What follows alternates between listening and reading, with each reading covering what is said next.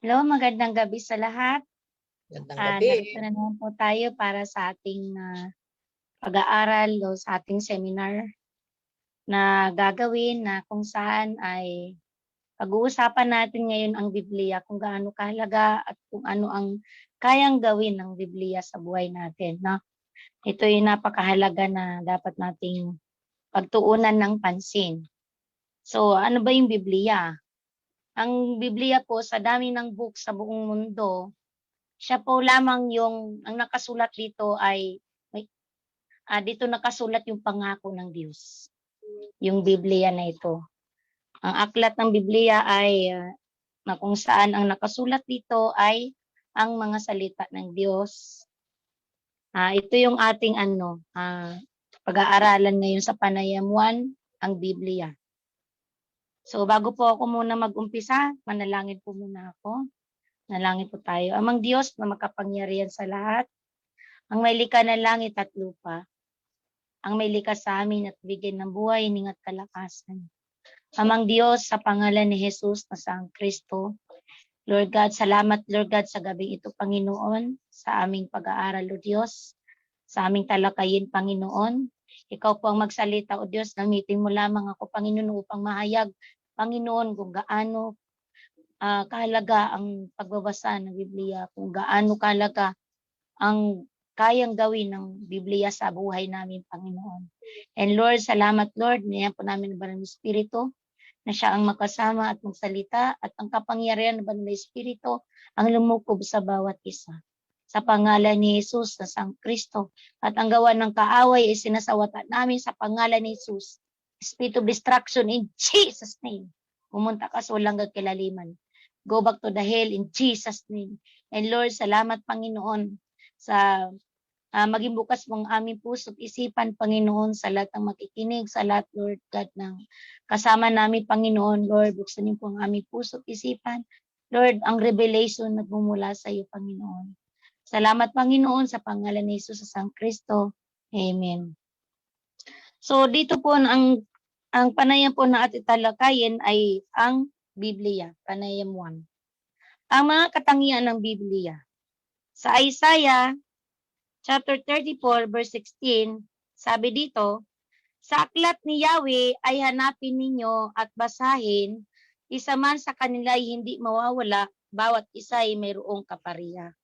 So dito makikita natin na ang example po nito na kapariha, magkaibang panahon, magkaibang aklat, pero iisa ang sinasabi. Katulad lang po ng Isaiah 7:14 at Matthew chapter 1 verse 23. Ang sinasabi dito, kung babasahin niyo po yun, nakalagay po about Emmanuel po yun. About kung paano maglilihi ang isang birhen. So makikita natin na si Matthew at saka sa Isaiah, hindi sila nag-usap. Pero iisa ang kanilang pinahayag. Na kung saan may propesiya, mayroong katuparan. Pero iisa lang po ang mensahe. Bakit po iisa lang ang mensahe? Ano pang katangian makikita natin dito? Makikita po natin dito na iisa lang po.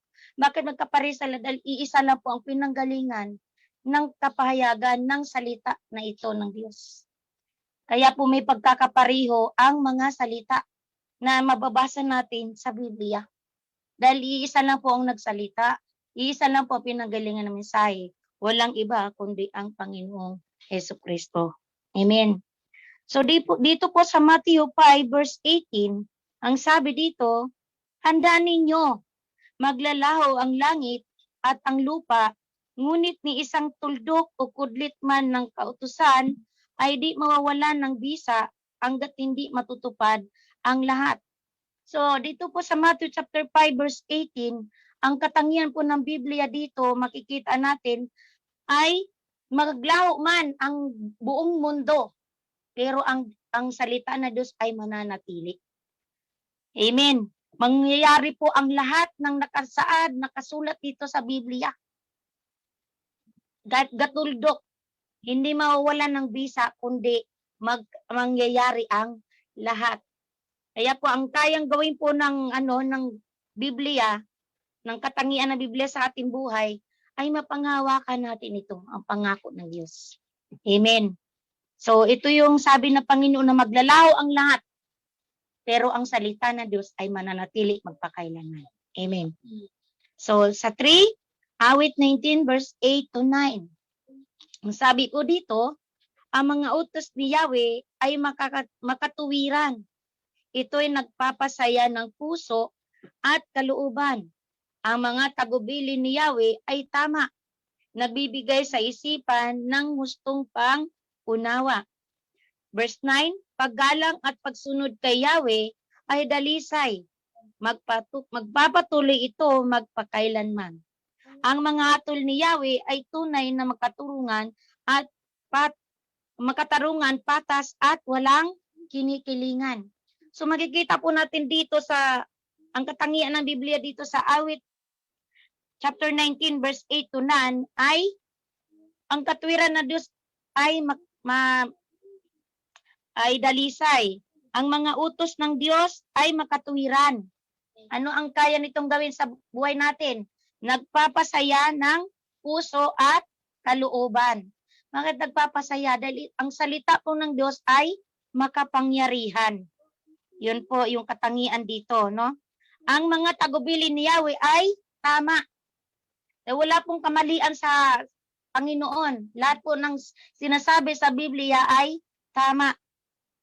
Bakit po ang Diyos po ang nagsasalita dito? Nagbibigay sa isipan ng gustong pang-unawa. Pang-unawa saan? Patungkol sa Panginoon. Patungkol sa kalooban ng Diyos. Amen.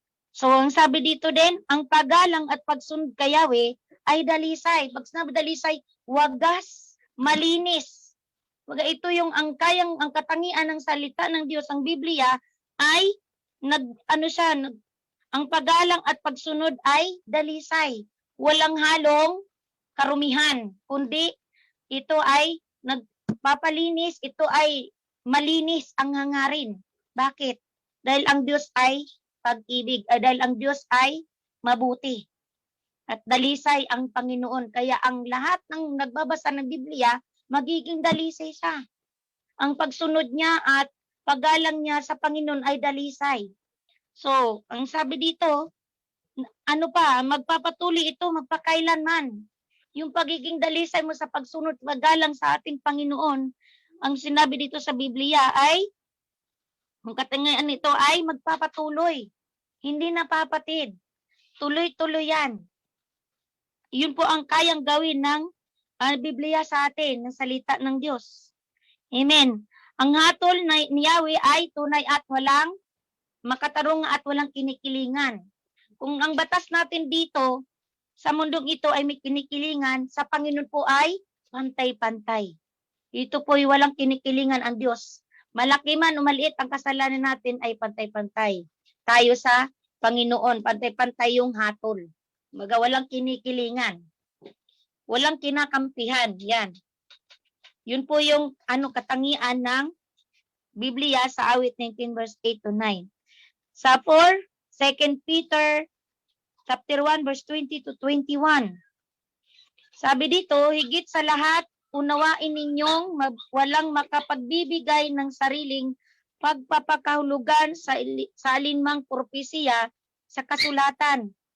Sapagkat ang payag ng mga propeta ay hindi magmula sa kalooban lamang ng tao, ito'y galing sa Diyos at ipinahayag ng mga taong nasa ilalim ng kapangyarihan ng Espiritu Santo. So makikita po natin dito ang katangian ng Biblia ay hindi po galing sa ang nagsulat po dito hindi galing sa kalooban o kaalaman ng tao, kundi sa galing sa Panginoon. Pagpapahayag galing sa Panginoon na ang mga nagsusulat dito sa Isaiah, si Matthew, lahat pong nagsulat doon ay kinasiyahan ng banal na Espiritu.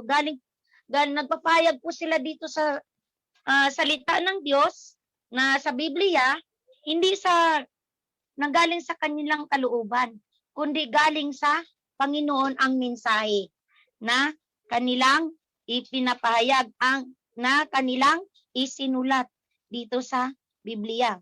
So dito sabi dito, ipinahayag ng mga taong nasa ilalim ng kapangyarihan ng Espiritu Santo. Yon. At saka, ang Biblia lang po ang makapagbibigay ng kahulugan sa mga propesiya. Ibig sabihin po ay ang Biblia po, ang katangian na Biblia ay makikita natin dito na siya lamang ang makapagbibigay ng katibayan, katunayan sa lahat ng propesiya at ang katuparan nito. Matatagpuan din natin ito sa Biblia. Wala po sa ibang mga libro o aklat. Matatagpuan lamang po natin yung mga propesiya at katuparan nito. Mababasa din natin dito sa Biblia. Wala pong iba. Dahil po nga, sabi nga ang salita, ang Biblia, ang nakasulat dito ay ang salita ng Diyos, si Jesucristo, ang nagsasabi dito. Amen? So, sabi dito, number 5, 2 Timothy chapter 3, verse 15 to 17. So, sabi dito, mula pa sa pagkabata, alam mo na ang banal na kasulatan na may kapangyarihang magbigay sa iyo ng karunungan tungo sa kaligtasan sa pamamagitan ng pananampalataya kay Kristo Jesus. Ang lahat ng kasulatan ay kinasihan ng Diyos at kapaki-pakinabang sa pagtuturo ng katotohanan, sa pagsaway sa kamalian, sa pagtutuwid sa likong gawain, at sa pagsasanay para sa matuwid na pamumuhay, upang ang lingkod ng Diyos ay maging ganap at tanda sa lahat ng mabubuting gawain. So ito po ang katangian nakikita mo natin dito na kumpleto po ang rekado ang Biblia na kung saan makikita natin dito kapag malungkot ka, makikita dito ni-encourage ka. Kapag mali ka, itinutuwid ka nito. Kapag yung landas mo liko-liko natin, ito ang magbibigay ng tawag dito, tamang landas. Ito yung kayang gawin ng Diyos sa atin. Ito ang magbibigay ng tamang landas, tamang gagawin natin at nagre-rebuke ito sa atin. Itong ang katangian ng Biblia dito. So, ang sabi pa dito, nagsasaway sa maling. Ayun, sinasaway, pagsaway sa kamalian. Kapag mali tayo, diba, for example, nag-preach yung isang pastor. Wala naman alam yung pastor na nasa kalagayan natin, sa pinagdadaanan natin, nagtataka tayo, bakit, ako yun ito yung ginagawa ko, ito yung kasalanan. Kumbaga, yung salita ng Diyos, siya yung nagpaparealize sa atin na mali ka, masama yan, na mali ka, na hindi ito tama. Ito nagtutuwid ito sa atin. So, amen, ito yung kayang gawin. Ito yung katangian na kayang gawin ng Diyos, ng Biblia sa atin. Amen. So, ano pa? Ang sabi dito, nagtuturo ng katotohanan. Yan, walang kasinungalingan sa Biblia. Ito ay nagtuturo ng katotohanan sa atin. Ito ang kayang gawin ng katangian ng Biblia. Amen. So, ang sabi dito, sa pagtutuwid sa likong gawain at sa pagsasanay para sa matuwid na pamumuhay. Yan yung kayang gawin ng Biblia sa buhay natin. Yung katangian ng Biblia na sabi dito, nagsasanay para sa matuwid na pamumuhay upang upang ang lingkod ng Diyos ay maging ganap. Upang ang salita ng Diyos, ang Biblia ay nagtuturo ito upang maging ganap at maging handa tayo sa lahat ng mabuting gawain. Ito yung nagtuturo sa atin na ito yung gagawin natin, kung ano ang ating gagawin, mga magandang plano. Yan, nagtutulong yan. Yun yung kayang gawin ng Biblia sa buhay natin. So, maging handa, maging ganap. Ito yung nagtuturo sa atin na kailangan po natin basahin ang Biblia dahil ito po ang tamang landas na nagbibigay sa atin ng katotohanan. Ito ang magiging way para tayo ay maging ganap na katulad ni Kristo. Amen. So, ang sabi dito sa number 6, First Peter chapter 1 verse 23. Sabi dito, sapagkat muli kayong isinilang, hindi sa magitan ng bining nasisira kundi sa magitan ng buhay at walang kamatayang salita ng Diyos. So, ang salita ng Diyos dito, ang katangian dito ng Biblia ay tayo ay hindi isinilang sa nabubulok, kundi tayo ay isinilang sa salita ng Diyos. Sa binhing hindi na sisira. Sa magitan ng buhay at walang kamatayang salita ng Diyos. So, ibig sabihin kapag ikaw ay ito ang kayang gawin ng Biblia sa buhay natin. Ang Biblia ay nagbibigay ng buhay. Ang salita ng Diyos ay nagbibigay ng buhay na walang kamatayan. Yun yung, bakit? Sino po yun? Yung buhay na walang kamatayan, buhay na walang hanggan, si Kristo po. Ito yung laman, ito yung Biblia. Ito yung salita ng Diyos. Yung kayang gawin ng Panginoon. At ang katangian dito sa Hebrew chapter 4 verse 12, ang salita ng Diyos ay buhay at mabisa. Mas matalas kaysa alinmang tabak na sa magkabilay may talim. Ito'y tumatagos maging sa kaibuturan ng kaluluwa at espiritu, ng mga kasukasuan at buto, at nakakaalam ng mga iniisip at binabalak ng puso. So ang katangian po dito ng salita ng Diyos, ang Biblia, ay nakakaalam siya. Mas yung kung matalim yung yung pinakamatalim dito sa sandata dito sa mundong ito, mas matindi ang salita ng Diyos. Ang katangian ng Biblia, bakit po? Kasi kahit sa tumatagos hanggang kaluluwa natin. At isa pa, ito ang sabi dito, nakakaalam ng mga iniisip at binabalak ng puso. Yun nga po yung sinabi ko kanina na ito yung pinaplano mo, ito yung binabalak ng puso mo, ito yung pinagdadaanan mo, yung nag-preach ng salita ng Diyos, wala namang alam. So natatamaan ka, nakukorek ka, kasi ang salita ng Diyos ay magtabak, magkabila ay talim. Kahit gaano katigas ng puso mo, malalambutin yan. Kayang hiwain ng ng salita ng Diyos yan. Yun, kung baga, tawag dito? Hello? Narinig niyo pa ako? Okay. Kasi Yes. nag-ground.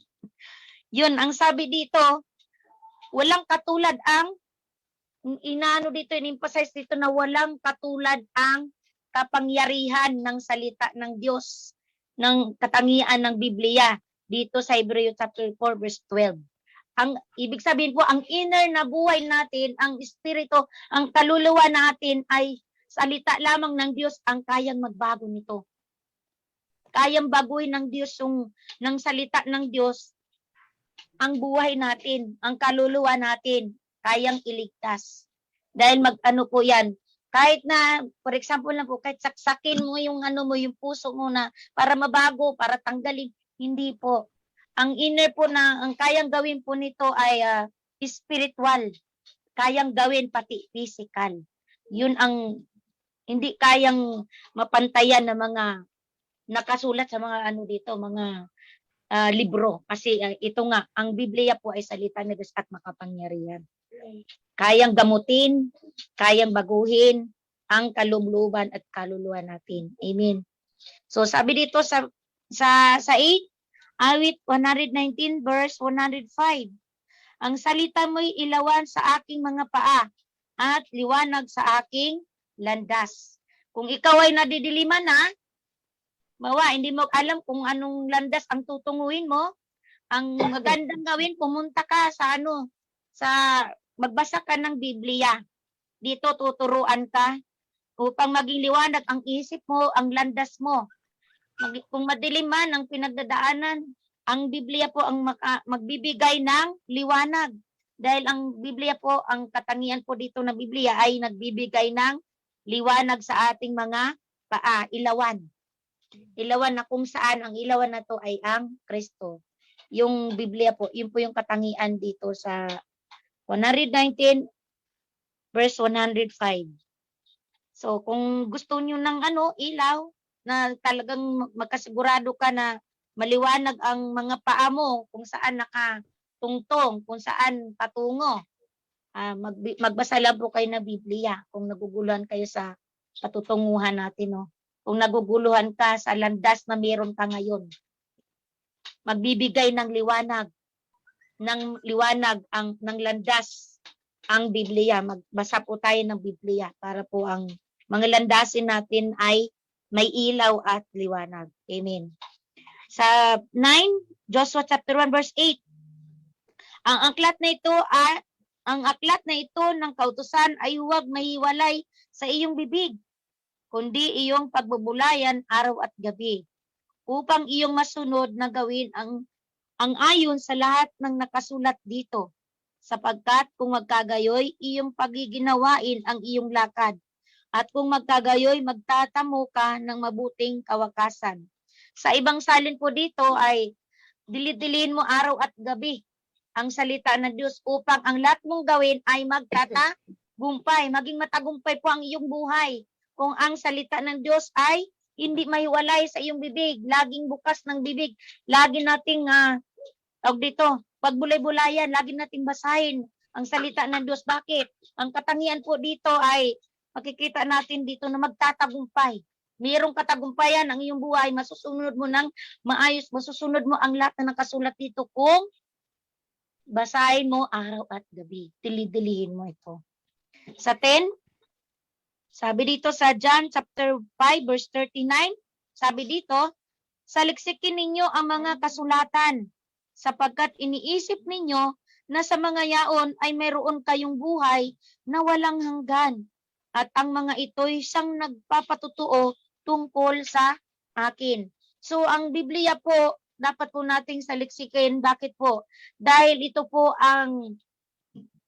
nakasulat ang mga salita ng Diyos na nagpapatutuo sa Kanya, nagpapatunay.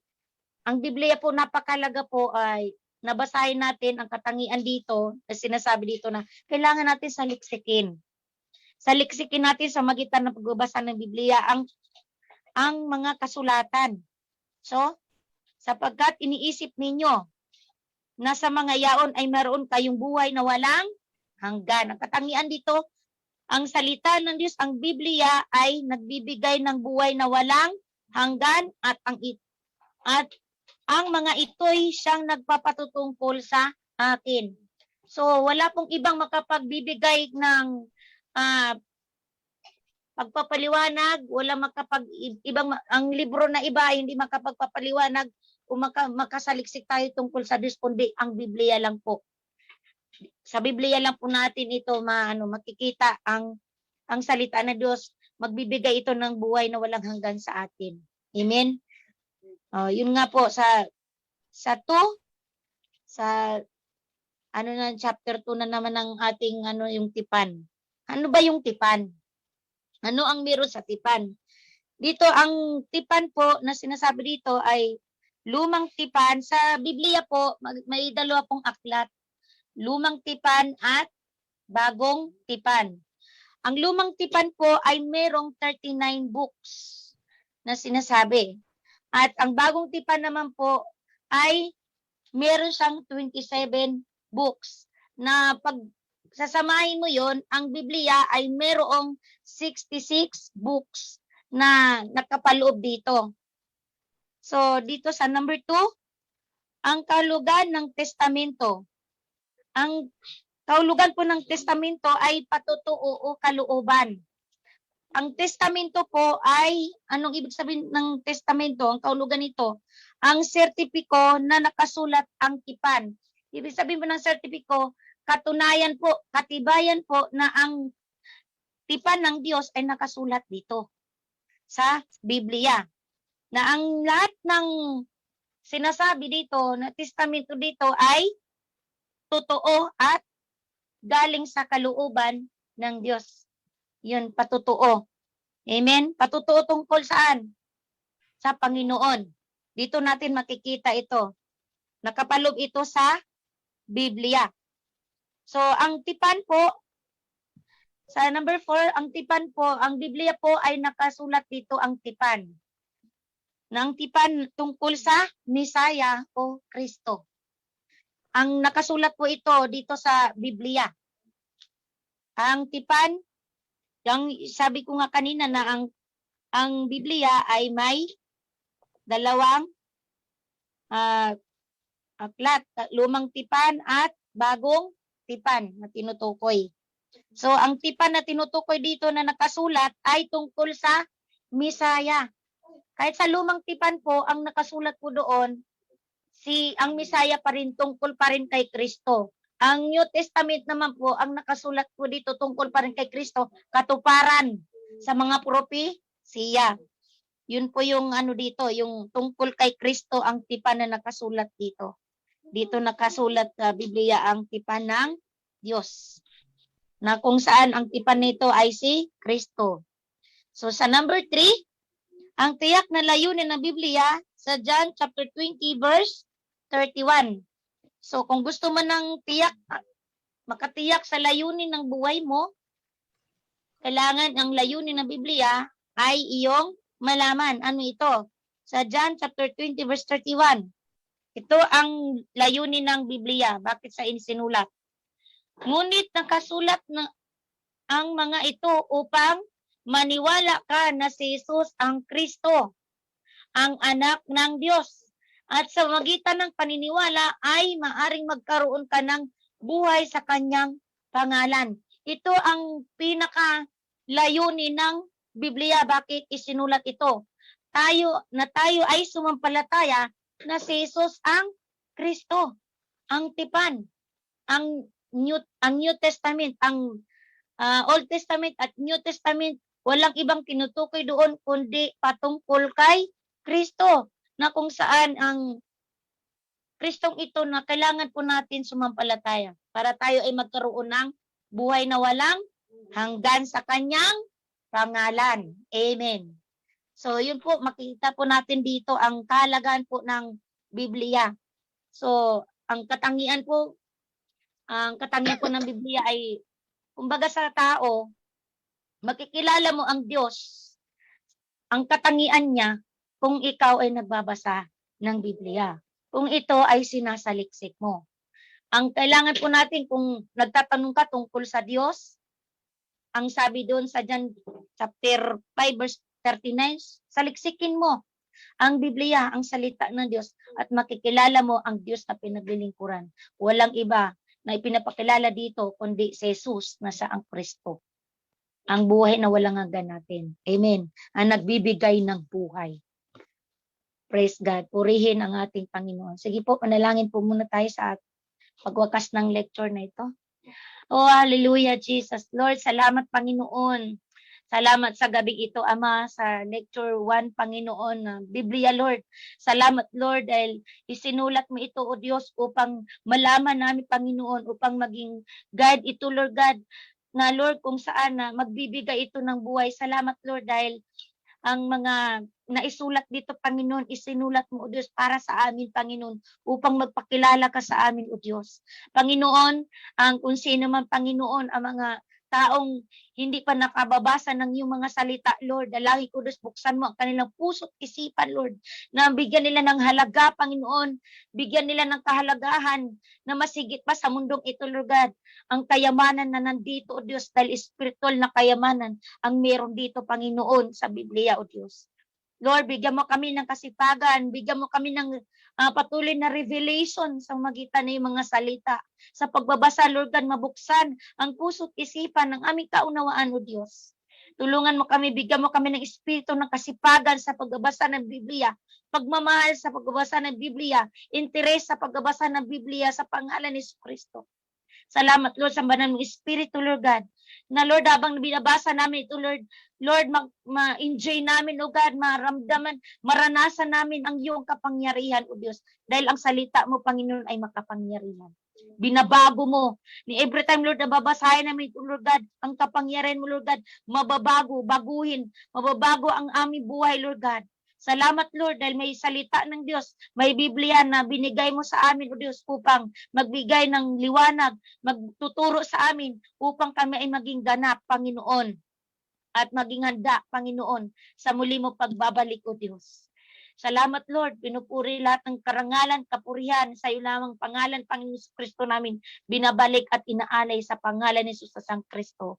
Ang lahat magsabi ng Amen.